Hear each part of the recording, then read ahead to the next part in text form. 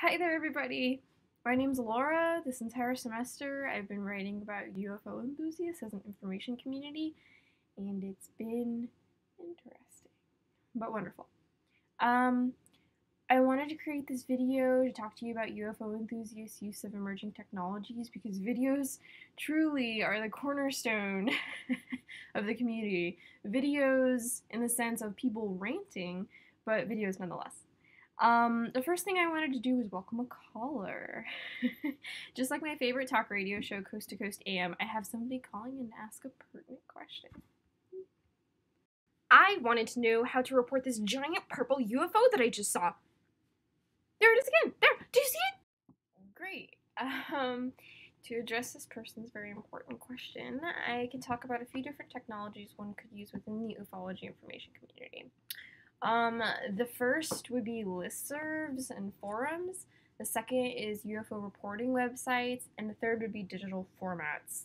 I wanted to choose one just for blog posts, but I think that blogs would best sort of encompass the entire three, so keep that in mind during my video. Listservs and forums are huge, major parts of the UFO enthusiast community, and they date back several decades, since the beginning of the internet, really. While ufologists initially shared and searched for information by magazine and journal subscriptions, the internet made it really fast, really easy, and really confidential to gain information. Coast to Coast AM, which I previously mentioned, is a well-known AM radio talk show originally hosted by a man named Art Bell.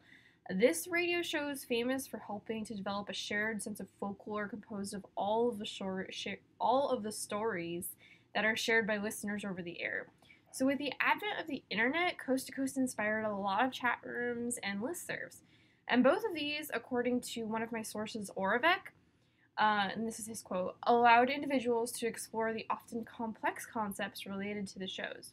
For ufologists whose information need is the desire to foster a sense of camaraderie, Coast to Coast AM would be the perfect source for information, and the listservs and the chat rooms really help to foster a sense of community. UFO reporting websites also work to foster a sense of camaraderie as they create a common reservoir of accounts that allow a group of people to really just come together as having a common interest and engaging in an activity.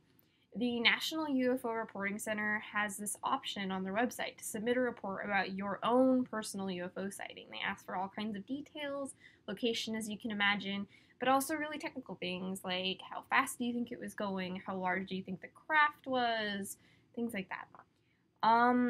Also on the site, there's a regularly updated blogosphere.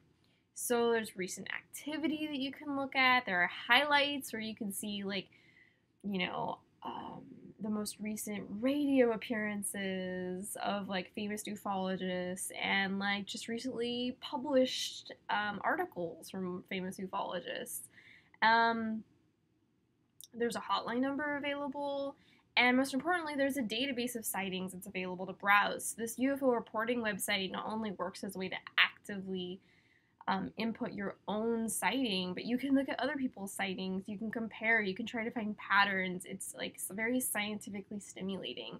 And the one thing that I found the most interesting about this UFO community research was that some of these people were scientists, some of these people were astronomers and people who had gotten PhDs and people who wanted to be challenged and who truly believed that UFOs existed.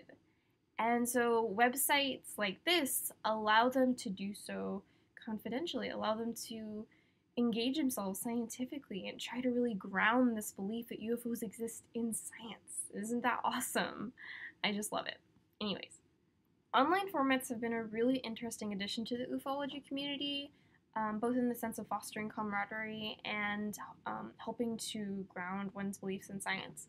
As I mentioned before, most of the formats that individuals use to distribute information was written on good old-fashioned paper. Technology really allowed ufologists to begin using a lot of different formats, but most importantly, PDF files. Early on in my research, one of the first things that I found was a PDF entitled UFO Study, a Handbook for Enthusiasts. This handbook was initially published in 1981, but it was re-released in 2009 as a PDF. And the introduction to the text stresses that this is from a British perspective. It's written by a founder of a British UFO reporting organization, but they wanted to re-release it as a PDF so it would be accessible internationally. And I thought that was just really wonderful, and it was bringing people together all over the world, and it was working to establish ground rules and systems for field work in the ufology community.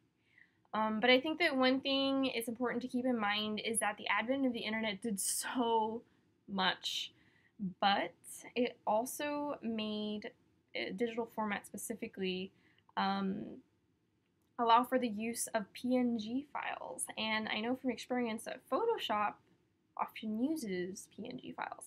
And I think that Photoshop has been used to make a lot of hoaxes very realistic and much harder to pinpoint than before. So for some of this, that means that when we use the internet, we don't believe much of anything. But for others, it can really help them feed into their own myopic viewpoint, and that is a danger in the ufology community and the community at large.